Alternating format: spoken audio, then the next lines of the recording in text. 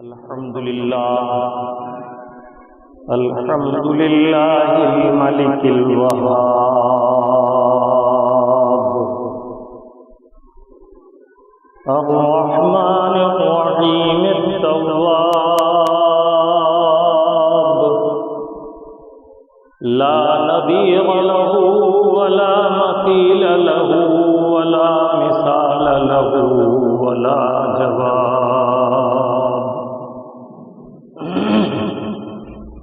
والصلاة والسلام على نبيه وحبيبه سيدنا ومولانا شفيعنا يوم الحساب وعلى آله وجميع الأصحاب وعلينا إلى يوم الحساب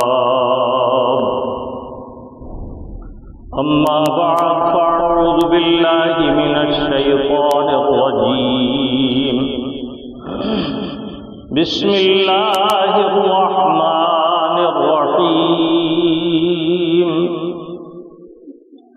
قد أفلح من زكاها وقد خاب من دساها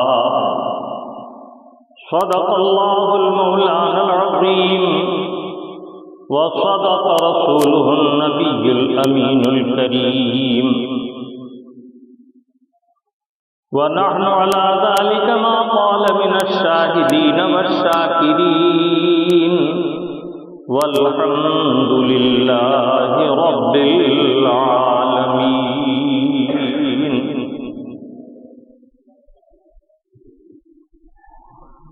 بلغ العلا بکمالہ کشف الدجى بجمالہ حسنت جمیع خصالہ صلوا علیہ وآلہ. انسان نہیں انسان وہ انسان ہے یہ، اللہ کی سرتابہ قدم شان ہے یہ. قرآن تو ایمان بتاتا ہے انہیں، ایمان یہ کہتا ہے میری جان ہے یہ. سب سے پہلے انتہائی عقیدت و محبت کے ساتھ بارگاہ نبی اور آل نبی میں درود پاک کی نظر محبت پیش کیجیے. پڑھیے اللہم صلی علی سیدنا و شفیعنا و نبینا و مولانا محمد وعلی آل سیدنا و مولانا محمد کما تحب و ترضى ان تصلی علیہ صلاۃ و سلام علیک یا سیدی یا رسول اللہ وعلی آلک و اصحابک یا حبیب اللہ. ایک مرتبہ اور والہانہ انداز میں دہرائیں صلی اللہ علی النبی الامی والہ صلی اللہ علیہ وسلم صلاۃ و سلام علیک یا سیدی یا رسول اللہ وعلی آلک و اصحابک یا حبیب اللہ.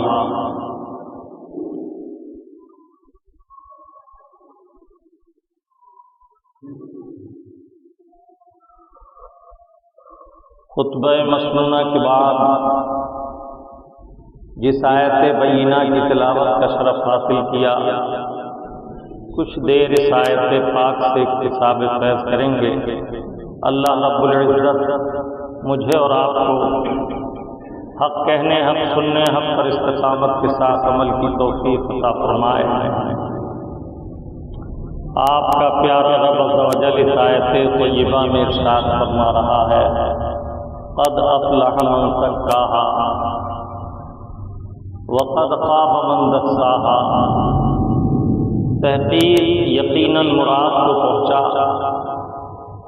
وہ جس نے دل کو ستھرا رکھا. وقد خاب من دساہا، اور وہ نامراد ہوا، وہ خراب و برباد ہوا جس نے دل کو پراگندہ، آلودہ اور خراب کیا. دوسری جگہ اللہ رب العزت ارشاد فرما رہا ہے قد افلح من تزکا وذکر اسم ربہ فصلی. قد افلح من تزکا، تحقیق وہ کامیاب ہوا جس نے دل کو پاک اور ستھرا کیا، آلودگی اور پراگندگی سے بچایا، وذکر اسم ربہ فصلی، اور اپنے رب کا ذکر کیا اور نماز قائم کی، نماز پڑھتا رہا۔ آج کی اس مختصر مجلس میں چند معروضات اسی آیت طیبہ سے متعلق عرض کروں گا۔ ایک تو یہ کہ دل کی صفائی کس طرح میسر ہوتی ہے، اس کی پاکیزگی اور آلودگی کس طرح، آلودگی سے کس طرح بچا جائے، پاکیزگی کس طرح حاصل کی جائے۔ دوسرے یہ کہ دل کا ستھرا رکھنا، اسے آلودگی سے بچانا کیوں ضروری ہے۔ دو امور تو یہ ذکر کرنے ہیں، اور ایک یہ کہ اللہ کا ذکر اور نماز کس طرح قائم کریں اور اس کے فوائد کیا ہیں۔ اللہ تبارک و تعالی ہمیں اور آپ کو حسن عمل کی توفیق عطا فرمائے۔ قد افلح من تزکا، ہر آدمی کی آرزو ہے کہ وہ دونوں عالم میں بامراد، کامران و کامیاب ہو۔ ہر ایک اپنے طریقے کے مطابق کوشش کرتا ہے، لیکن آپ کا پیارا رب عز و جل اس آیت طیبہ میں ارشاد فرما رہا ہے، بامراد اور کامیاب حقیقی وہ ہے جس نے تزکیہ قلب حاصل کر لیا، دل کی پاکیزگی اور ستھرائی حاصل کر لیا۔ جب رب تعالیٰ عز و جل نے ہمیں یہ بات بتا دی کہ کامیاب وہ ہے جس نے تزکیہ دل حاصل کیا، قلب کی صفائی اور پاکیزگی حاصل کر لی، تو اب ہمیں جاننا چاہیے کہ دل کی آلودگی کس قدر مہلک ہے اور اس سے بچنا کس قدر ضروری اور کس طرح ممکن ہے۔ اللہ رب العزت قرآن کریم فرقان حمید میں بڑے بڑے عظیم محترم بشان مضامین بیان فرماتا ہے، لیکن جب دل کی پاکیزگی کا ذکر فرمایا تو اس سے پہلے 11 قسمیں ذکر فرمائی۔ سورہ شمس ملاحظہ کیجئے تو 11 قسمیں ذکر فرما کر رب تعالیٰ عز و جل فرماتا ہے قد افلح من زکاہا۔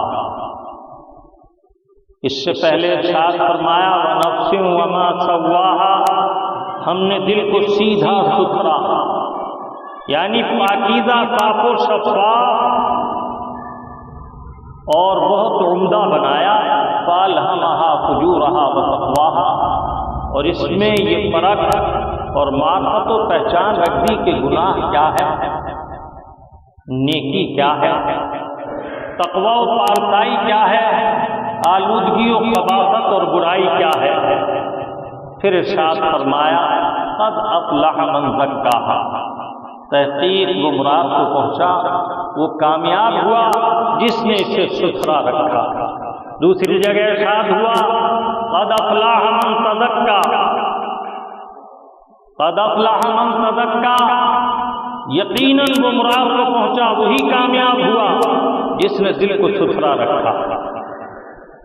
دل کی آلودگی کیا ہے؟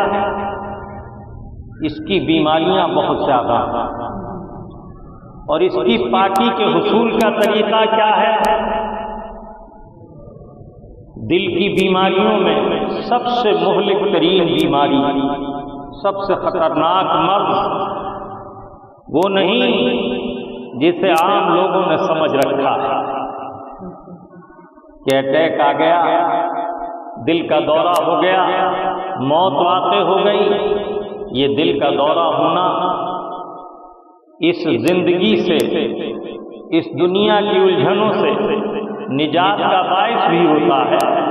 تو بعض اعتبار سے اگرچہ ظاہر میں برا لگتا ہے، لیکن ان دنیا کے جھمیلوں سے، دنیا کے آزاروں سے نجات کا باعث بھی ہوتا ہے۔ بڑا مرض یہ نہیں بلکہ بڑا مرض یہ ہے کہ اس میں کفر یا شرک جیسی بلا داخل ہو، یا اس میں اللہ و رسول کی اہانت کی بلا داخل ہو جسے ہم نفاق سے تعبیر کرتے ہیں۔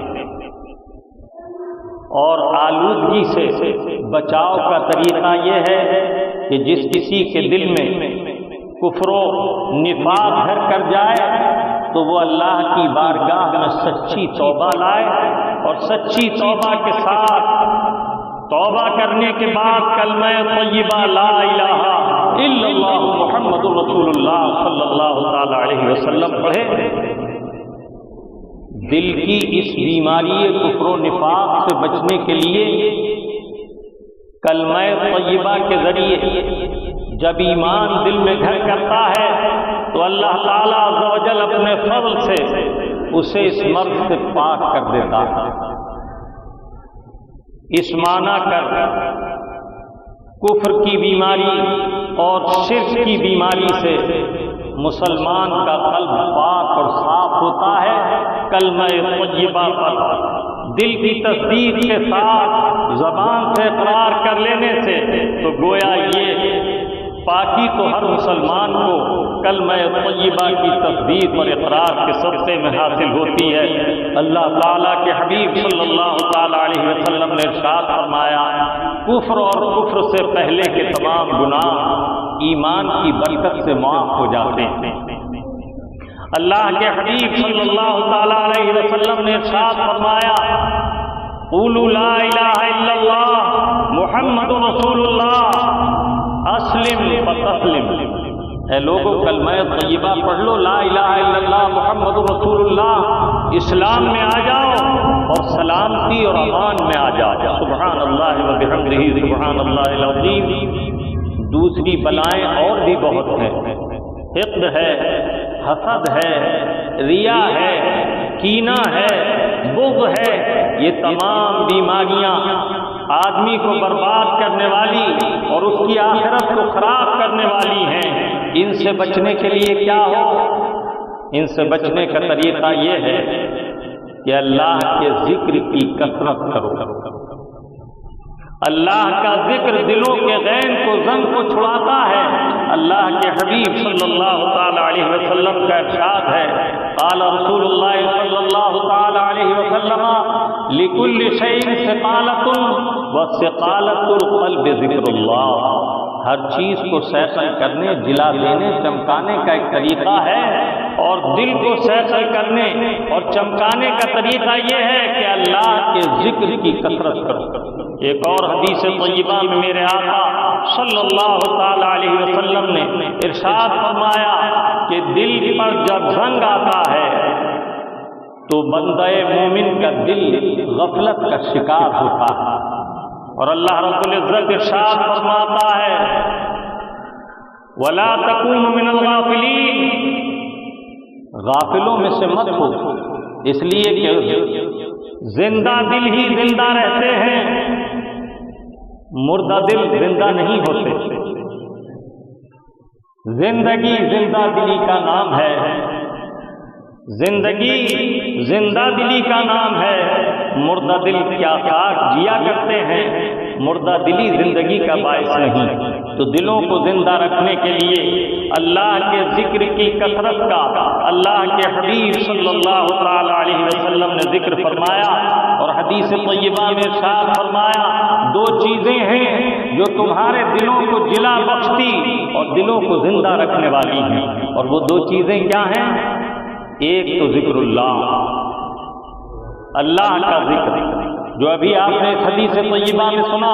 دوسری حدیث طیبہ میں اللہ کے حبیب نے فرمایا، کثرت تلاوت القرآن، قرآن کریم کی تلاوت کثرت سے کرنا، کثرت کے ساتھ قرآن پاک پڑھنا۔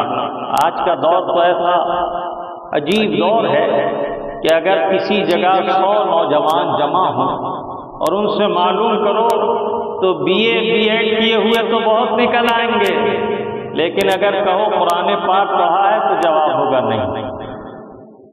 حالانکہ قرآن پاک پڑھنے والا اللہ کا محبوب ہے، اللہ تعالیٰ عز و جل دونوں جہان میں اسے برکتوں سے مالا مال کرتا اور دونوں جہان میں خوشحال رکھتا ہے۔ اللہ کے پیارے حبیب صلی اللہ تعالی علیہ وسلم فرماتے ہیں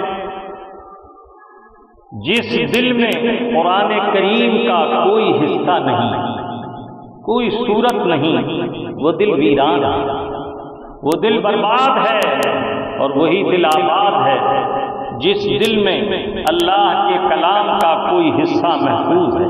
اسی طرح اللہ کے حبیب فرماتے ہیں جوف لا فیہ شیء، وہ منہ جس سے قرآن پڑھنے پر کسی چیز پر عبور نہ ہو، اس کے کلام پڑھنے کی، قرآن پڑھنے کی صلاحیت نہ ہو، کل خرب، وہ ایسا ہے جیسے ویران گھر۔ معلوم ہوا کہ اللہ کا ذکر دلوں کو آباد رکھنے والا ہے۔ اللہ رب العزت کل بیت الخرب جو اللہ کے حبیب نے فرمایا جیسے ویران گھر، تو اس کے معنی یہ ہے کہ اس میں نور معرفت، نور ایمان گھر نہیں کرتا، اللہ تعالیٰ کی تجلیات کے جلوے اس میں نہیں اترتے، اور جس دل میں اللہ کا کلام محفوظ ہوتا ہے وہ دل آباد ہے، شاد ہے۔ اللہ تبارک و تعالی عز و جل قرآن کریم میں ارشاد فرما رہا ہے الا بذکر اللہ تطمئن القلوب، خبردار اللہ کے ذکر ہی سے دلوں کو چین آتا ہے۔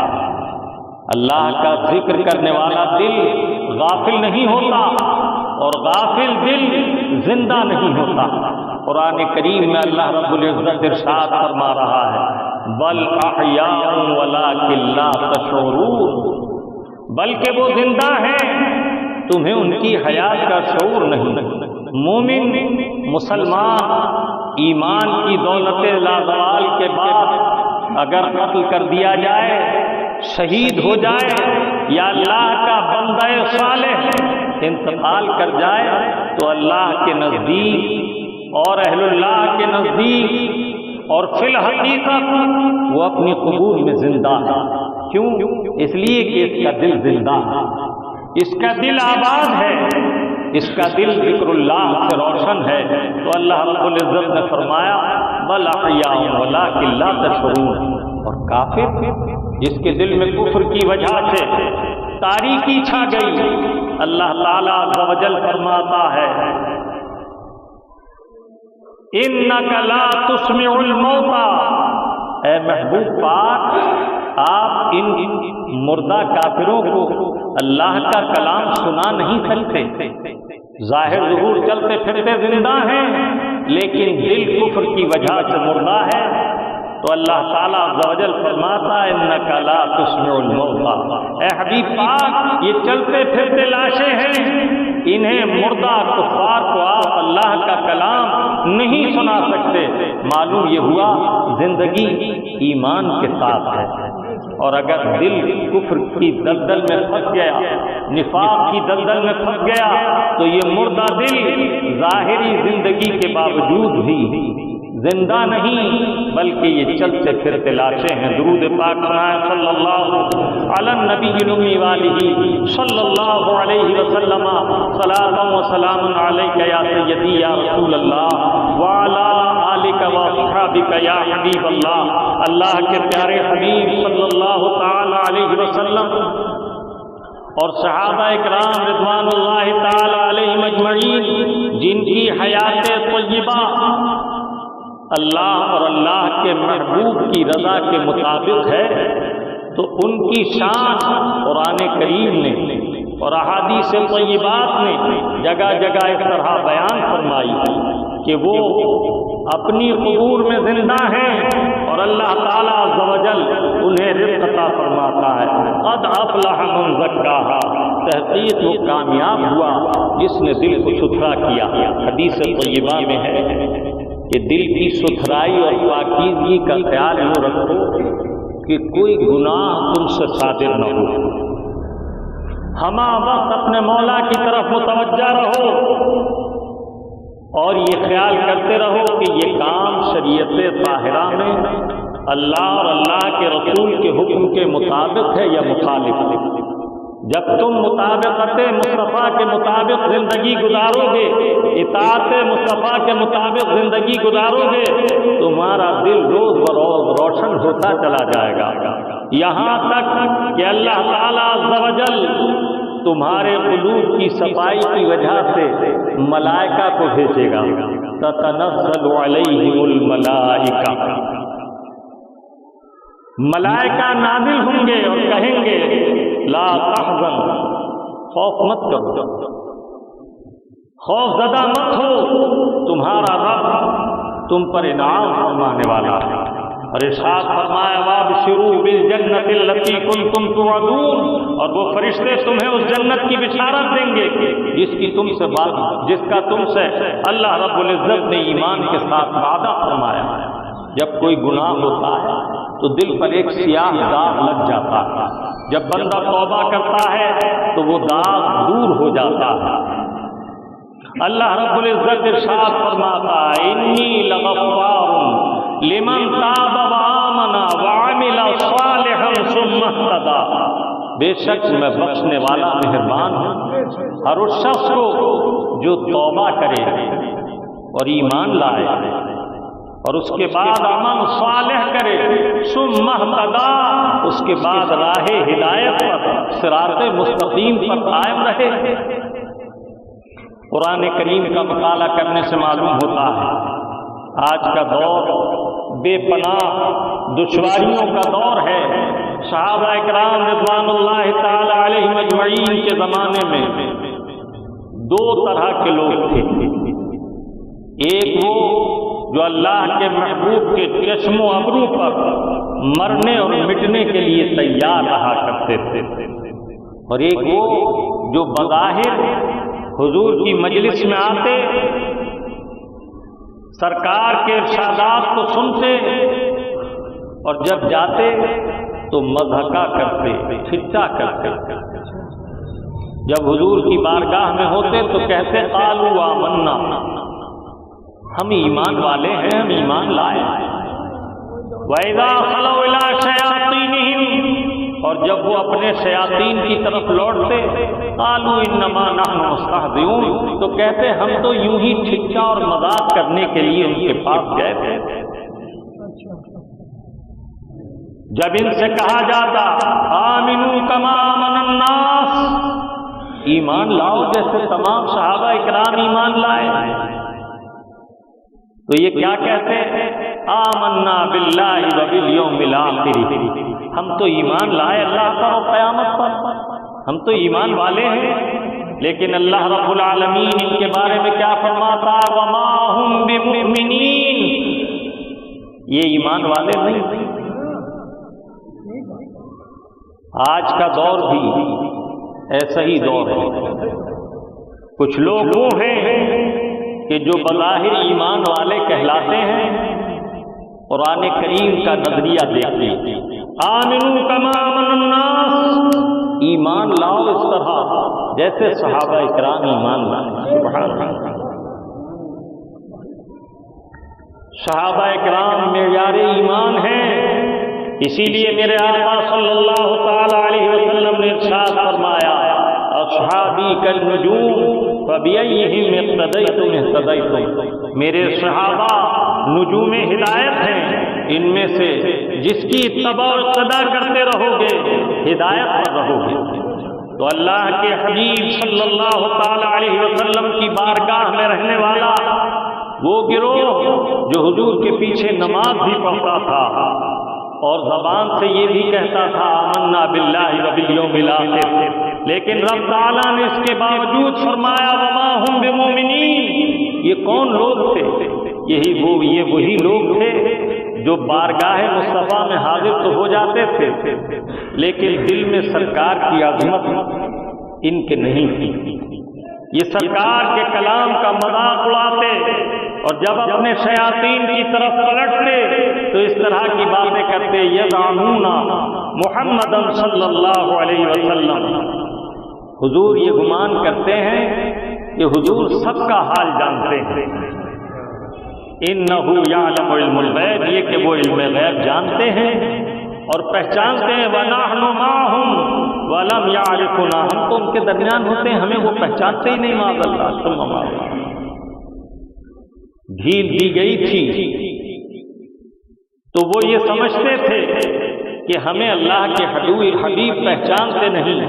پھر وہ وقت بھی آیا کہ اللہ کے محبوب نے ایک ایک کا نام لے کر اپنی مجلس پاک سے اٹھایا اور فرمایا، تم یا فلانا فاخرج من المسجد فإنک المنافق، اے فلاں کھڑا ہو جا، نکل جا مسجد سے، اس لیے کہ تو منافق ہے۔ ایسی نوبت کیوں آئی؟ اس لیے کہ ان کے دل میں اللہ کے محبوب صلی اللہ تعالی علیہ وسلم کی تعظیم و توقیر نہ تھی۔ قرآن کریم نے ان کے لیے فرمایا، عاملۃ ناصبہ تصلی نارا حامیہ۔ تو جانیے کہ رب تعالیٰ کیا فرما رہا ہے، عمل کریں گے، مشقت اٹھائیں گے، دہکتی آگ میں جھونک دیے جائیں گے۔ کس قدر ضروری ہے تزکیہ دل، کس قدر ضروری ہے دل کی صفائی، اور دل کی صفائی نفاق سے دل کو پاک کرنا، کفر سے دل کو صاف کرنا۔ کفر کیا ہے؟ سامنے رسول اللہ کی رسالت کا اقرار کرنا اور مجلس سے ہٹنے کے بعد اللہ کے محبوب کی شان میں تنقیص تلاش کرنا، نقص نکالنا، یہی کام آج کے منافقوں کا بھی ہے۔ اللہ تعالیٰ عز و جل اس آیت طیبہ میں ارشاد فرما رہا ہے، قد افلح من زکاہا، تحقیق وہ کامیاب ہوا جس نے دل کو ستھرا کیا۔ تو ضروری ہے کہ دل کو بدعقیدگی کی نجاست سے بھی پاک کریں اور بدعمالی کی نجاست سے بھی پاک کریں۔ بدعقیدگی کی نجاست کا انجام تو یہ ہے کہ اللہ تعالیٰ عز و جل فرماتا ہے، ان المنافقین فی الدرک الاسفل من النار، منافق جہنم کے سب سے نچلے گڑھے میں جائیں گے۔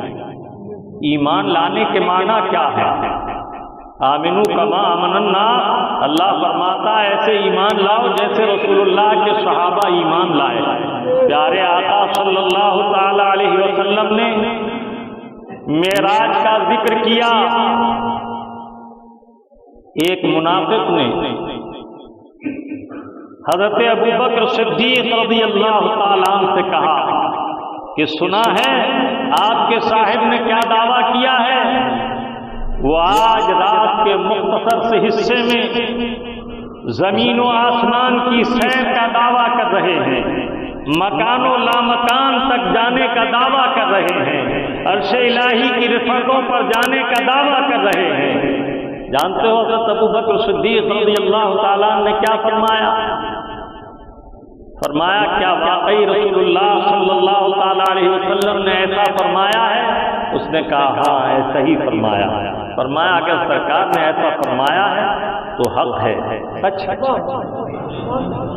معلوم ہوا صحابہ اکرام رضوان اللہ تعالی علیہم اجمعین کی شان یہ تھی کہ جب وہ کسی طرح کی کوئی بات سرکار کی نسبت سے سنتے تو ان کے دل میں کوئی تردد نہ آتا تھا، بلکہ اسے جانے ایمان جانتے تھے۔ اللہ کے حبیب جنگل میں ہے، ایک شخص سے اونٹ کا سودا ہوتا، وہ یہودی ہے، پیارے آقا نے اونٹ خرید لیا۔ ابھی اللہ کے حبیب اس مقام سے جدا بھی نہ ہوئے تھے کہ اس نے کہا کہ یا تو میرا اونٹ واپس کیجئے یا اسی مقام پر اس کی قیمت چکائیے۔ کسی دوسرے یہودی نے اسے اشارے کنارے سے کچھ زائد قیمت دینے کی بات کہہ دی۔ میرے آقا ابھی اس سے گفتگو کر ہی رہے تھے، حضرت ابو خزیمہ رضی اللہ تعالیٰ پہاڑ پر بکریاں چرا رہے تھے۔ دور سے نگاہ پڑی کہ رسول اللہ کے قریب کوئی شخص ہے، خیال ہوا مبادا سرکار کو کوئی دشمن دین نقصان نہ پہنچا دے۔ بکریوں کو یوں ہی چھوڑا، بارگاہ مصطفیٰ میں دوڑتے ہوئے حاضر ہو گئے۔ جب حاضر آئے تو کیا سنا؟ رسول اللہ صلی اللہ علیہ وسلم فرما رہے ہیں میں نے یہ اونٹ تم سے خریدا، اور یہ بات طے ہوئی کہ مدینے میں چل کر پیسے دے دوں گا، اس کی قیمت چکا دوں گا، اب تم یہ کہتے ہو کہ یہی دو، یہ تو وعدہ خلافی ہے، یہ تو اقرار کے خلاف ہے، میں یہ اونٹ خرید چکا، اب تمہیں واپس نہیں کروں گا۔ وہ شخص کہتا ہے اگر آپ نے اونٹ خریدا ہے تو آپ گواہ پیش کریے، گواہ لائیے کس کے سامنے آپ نے خریدا۔ ابھی اللہ کے حبیب کے لمحہ مبارک سے کچھ الفاظ بھی نہ نکلے تھے کہ حضرت ابو خدیمہ پکار اٹھے، یا رسول اللہ میں گواہی دیتا ہوں یہ اونٹ آپ نے خرید لیا۔ اس دشمن دین کو جرأت نہ ہوئی کہ یہ پھر انکار کرتا، ساتھ چلا، مدینے میں آ کر سرکار نے اونٹ کی قیمت ادا کر دی۔ جب یہ چلا گیا تو اللہ کے حبیب نے حضرت ابو خدیمہ کو بلایا، یہاں سے فرق جانو منافق کے اعتقاد کا اور رسول اللہ کے صحابہ کے اعتقاد کا۔ میرے آقا فرماتے ہیں ابو خدیمہ جب میں نے اونٹ خریدا تھا تم میرے قریب نہ تھے، اتنے فاصلے پر تھے کہ آواز بھی نہ سنی ہوگی، لیکن بتاؤ تم نے یہ گواہی کس بنیاد پر دی؟ کہا یا رسول اللہ یہ تو میرے ایمان کا امتحان تھا، اسی زمانے پاک سے سنا اللہ ایک ہے، میں ایمان لایا، اسی سے سنا جنت ہے، اسی سے سنا دوزخ ہے، تمام مغیبات اسی زبان پاک سے سن کر میں ایمان لایا، اسی زبان سے سن رہا تھا یہ اونٹ میں نے خرید لیا۔ یا رسول اللہ کیا ان تمام ایمانیات میں آنے والے امور سے یہ اونٹ زیادہ اہم ہے؟ اس لیے میں نے گواہی دی کہ یہ تو میرے ایمان کا امتحان تھا۔ یہ ہے صحابہ کرام کا رسول اللہ صلی اللہ تعالی علیہ وسلم کو ماننا۔ قد افلح من تزکا، تحقیق و کامیاب ہوا جس نے دل کو ستھرا کیا، بدعقیدگی سے پاک کرنا ہے دل کو۔ اس طرح جب اللہ اور اللہ کے محبوب کی بارگاہ کی ادنا بے ادبی پاؤ تو اس سے رشتہ ناتا توڑ دو، اس سے علیحدگی اختیار کر لو۔ جو محمد رسول اللہ صلی اللہ تعالی علیہ وسلم کا ہے وہ ہمارا ہے۔ کی محمد سے وفا تو نے تو ہم تیرے ہیں، کی محمد سے وفا تو نے تو ہم تیرے ہیں، یہ جہاں چیز ہے کیا لوح و قلم تیرے ہیں۔ یہ تزکیہ قلب کا ذکر ہے، دل کو بدعقیدگی سے صاف رکھنا۔ اور اس کی اور بھی بہت سی بیماریاں ہیں۔ نماز پڑھ رہا ہے، شیطان دائیں یا بائیں موجود ہے، اور نماز پڑھتے میں دل میں ڈالتا ہے ٹھہر ٹھہر کر سنبھل کر نماز پڑھو کہ تمہیں لوگ دیکھتے ہیں، تاکہ یہ جانے کہ تم اچھے نمازی ہو۔ اللہ اکبر۔ آؤ صحابہ کرام کی بارگاہ میں دیکھو کیا شان ہے۔ ایک صحابی رسول نماز پڑھاتے ہیں، نماز سے جب فارغ ہوئے تو فرمایا سنو آج میں نماز پڑھا رہا تھا اور نماز کی حالت میں شیطان میرے قریب ہوا اور وہ مجھ پر وسوسہ ڈالتا رہا، یہاں تک کہ میرے دل میں خیال آیا کہ میں ان سب لوگوں سے بہتر ہوں کہ میں امامت کر رہا ہوں۔ فرمایا آج سے میں نماز نہیں پڑھاؤں گا، آپ لوگ نماز کے لیے کسی دوسرے کا انتخاب کر لیں۔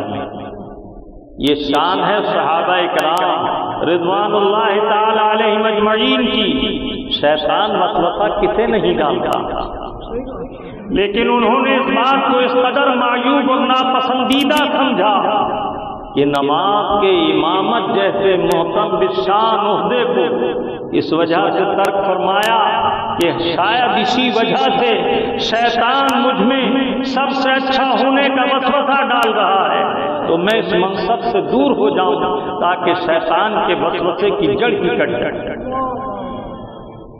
آج جسے دیکھیے اپنی تعریف و توصیف میں لگا ہوا ہے، اپنی خوبیاں بیان کرنے میں لگا ہوا ہے۔ حضرت سیدنا حسن بصری رضی اللہ تعالیٰ عنہ فرماتے ہیں مجھے دنیا کی دو چیزیں سب سے زیادہ محبوب ہیں۔ جانتے ہو وہ دو چیزیں کیا ہیں؟ عرض کیا حضور آپ بیان فرمائیں وہ دو چیزیں جو آپ کو سب سے زیادہ محبوب ہیں وہ کیا ہیں؟ فرمایا ایک چیز تو یہ محبوب ہے کہ مجھے اللہ تعالیٰ ایسے دوست سے قریب رکھے کہ جب مجھے وہ ٹیڑھا ہوتا دیکھے تو سیدھا کر دے۔ دنیا میں بے شمار نعمتیں ہیں،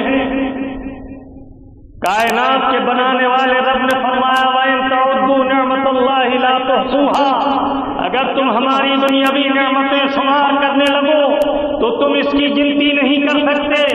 لیکن امام وقت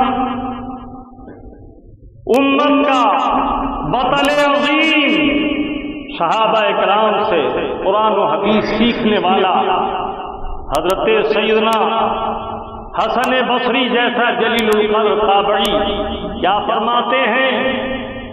دو چیزیں دنیا کی مجھے سب سے زیادہ محبوب ہیں۔ آج اگر کسی مخلص دوست نے دین کی کوئی کمی بتا دی تو ترک تعلق کے لیے فوراً تیار ہو گئے، اور دنیاوی دو پیسے کے فائدے کی بات بنائی تو ہزار شکر گزاریاں ہو رہی ہیں، ہزاروں تحائف بھیجے جا رہے ہیں۔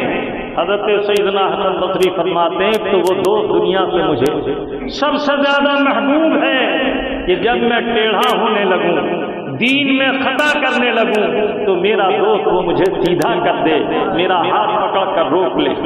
اور دوسری چیز کیا محبوب ہے؟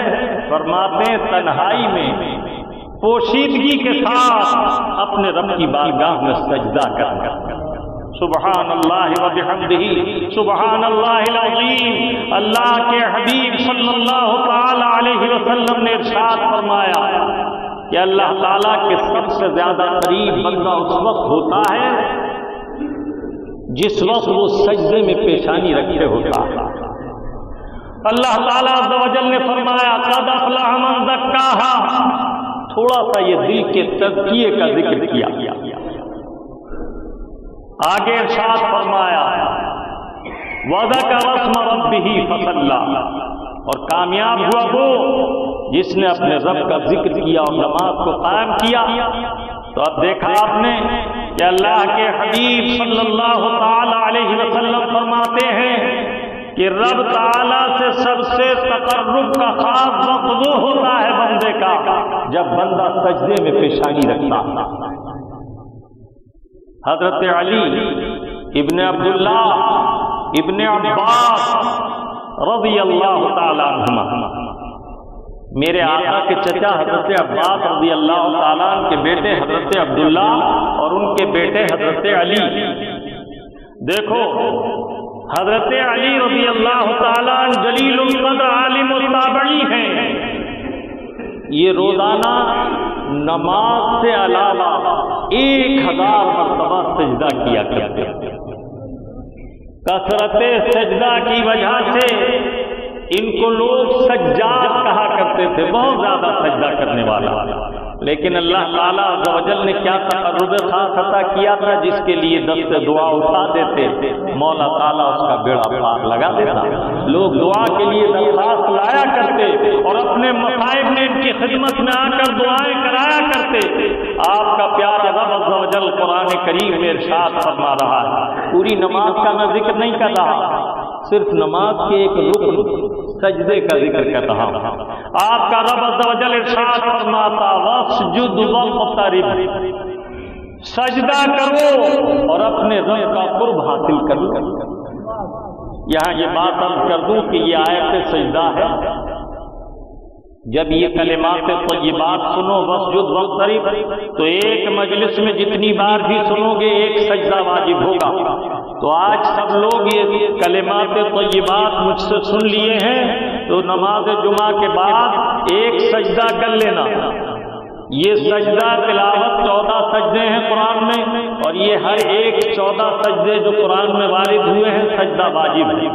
میرے آقا صلی اللہ تعالی علیہ وسلم حدیث طیبہ میں ارشاد فرماتے ہیں کہ جب بندہ سجدہ کرتا ہے تو شیطان آہو بکا کر کے آوازوں کے ساتھ چیخیں مار کر روتا ہے اور کیا کہتا ہے؟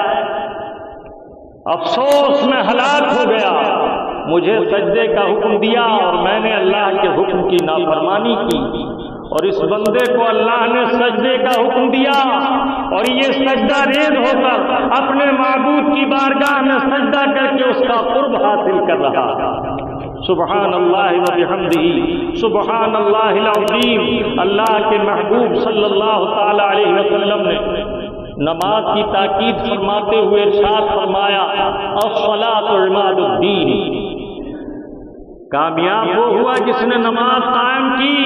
میرے آقا فرماتے ہیں الصلاۃ عماد الدین من اقامها فقد اقام الدین ومن ترکها فقد هدم الدین. نماز دین کا ستون ہے. جس نے نماز کو قائم کیا اس نے دین کو قائم کیا اور جس نے نماز کو ترک کر دیا اس نے دین کو ڈھا دیا. آپ کا پیارا رب عز و جل فرماتا ہے اقیم الصلاۃ لذکری. نماز قائم کرو میرے ذکر کے لیے میری یاد کے لیے. اور فرماتا اقیم الصلاۃ نماز قائم کرو. ایک تو ہے ٹبے دار نماز پڑھنا, کوئی پڑھ لی کوئی چھوڑ دی, کبھی پڑھ لی کبھی چھوڑ دی. یہ نماز فی الحقیقت نماز نہیں, بلکہ حدیث پاک میں ہے ایسا شخص جو کچھ نمازیں پڑھتا اور کچھ چھوڑتا ہے وہ اپنے رب کے ساتھ استہزاء کرتا ہے. میرے آقا صلی اللہ تعالی علیہ وسلم کے صحابہ کرام کی شان یہ تھی کہ عشاء کی نماز ادا کرتے اور فجر کی نماز ادا کرتے. ایک روز ایک صاحب کو ایک صحابی نے نماز میں نہ پایا.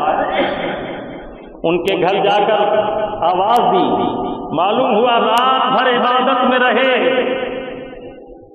اس لیے حاضر نہ ہو سکے اور فجر کی نماز نیند کی وجہ سے ادا نہ کر سکے.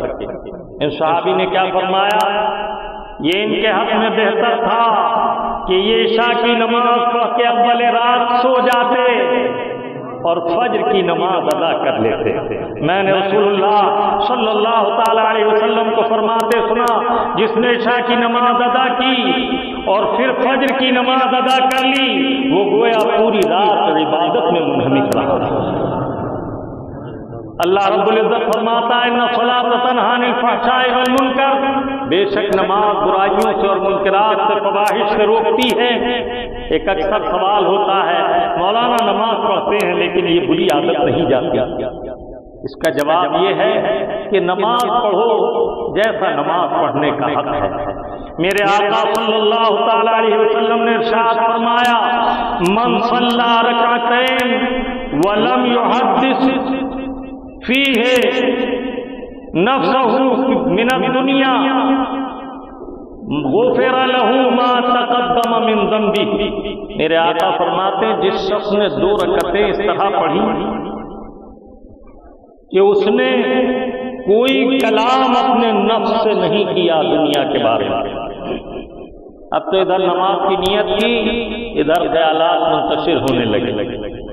دکاندار ہے تو دکان کا حساب کر رہا, کام والا ہے تو اپنے کام کے حساب میں گم ہو گیا ہے, نماز میں نہیں.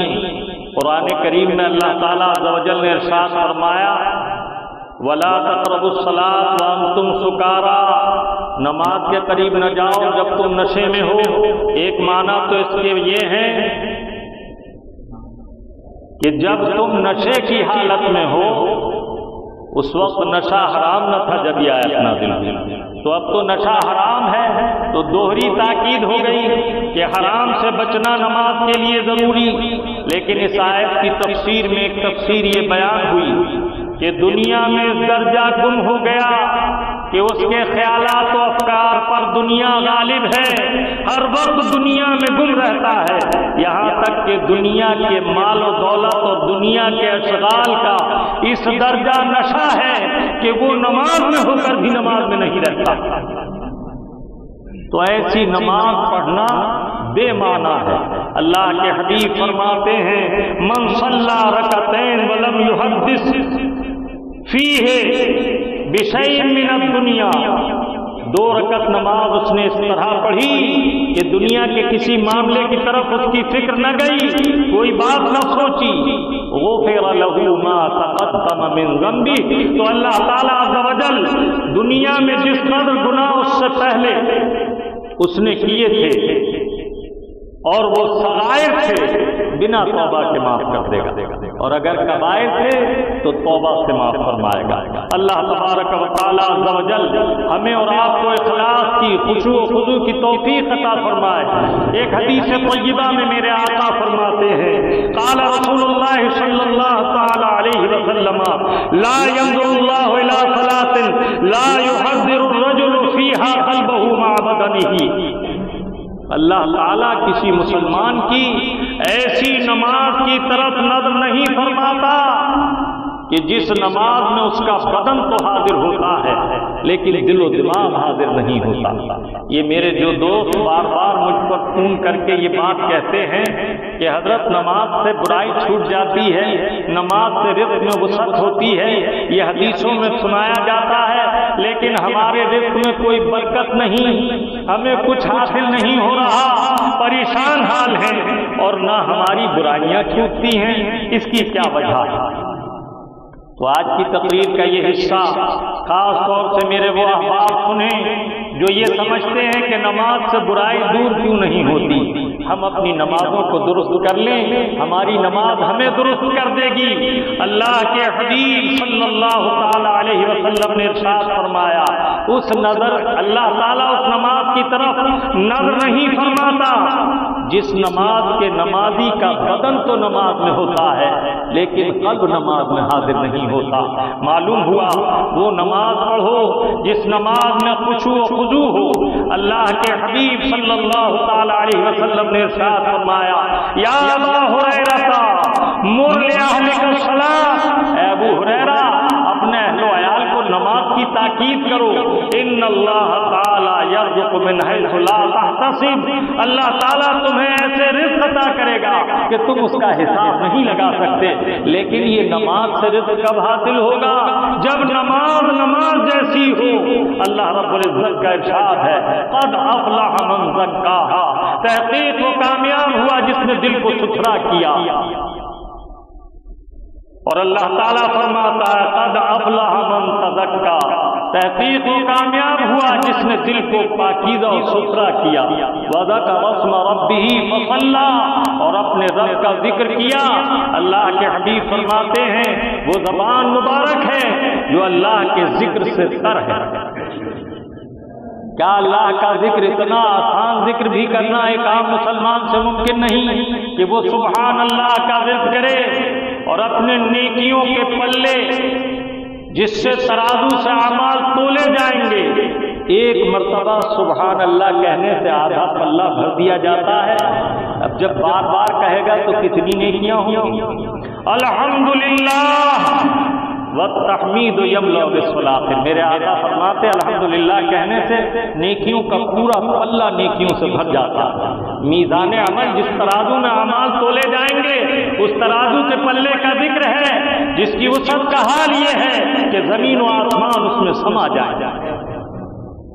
والتکبیر یملأ ما بین السماوات والارض، اور اللہ اکبر کہنے پر زمین و آسمان کا سارا پلہ نیکیوں سے بھر جاتا ہے۔ البلا ذکر اللہ اکبر، اور اللہ فرماتا اللہ کا ذکر ہی بہت بڑا ہے، اور یہ ذکر اللہ دل کو سیطل کرتا ہے، دل کی آلودگیوں سے دل کو صاف و شفاف بناتا ہے۔ جب یہ آئینہ دل صاف ہوگا تو تجلیات الہیہ اس میں جلوگر ہوں گی، اور زمین و آسمان کے راز اللہ تعالیٰ بندہ مومن پر منکشف کر دیتا ہے۔ سبحان اللہ و بحمدہ، سبحان اللہ العظیم۔ اللہ رب العزت ہمیں اور آپ کو حسن عمل کی توفیق عطا فرمائے۔